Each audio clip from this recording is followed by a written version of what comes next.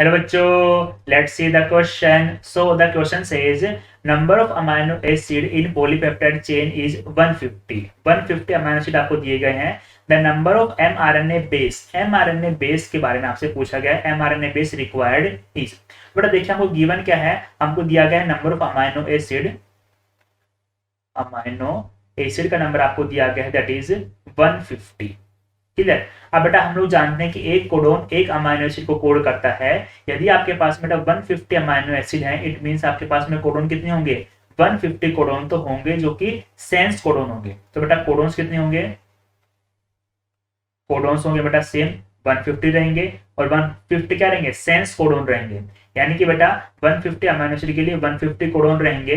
लेकिन इंपॉर्टेंट बात क्या है बेटा, हमको 150 अमाइनो एसिड के लिए 150 कोडोन तो चाहिए ही चाहिए, साथ में उस प्रोसेस को रोकने के लिए एक स्टॉप कोडोन की रिक्वायरमेंट भी होगी, तभी वो प्रोसेस रुकेगी. तो 150 तो चाहिए हमको सेंस कोडोन, प्लस हमको एक क्या चाहिए, 1 स्टॉप कोडोन भी चाहिए.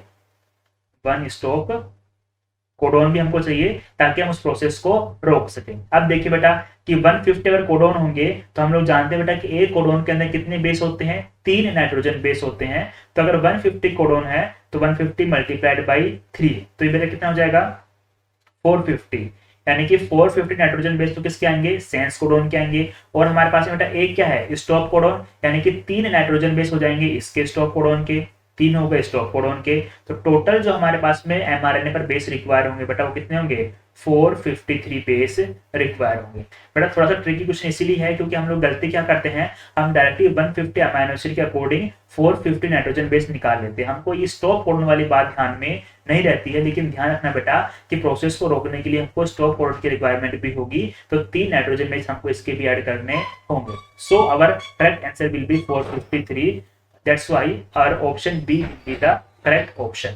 Best of luck.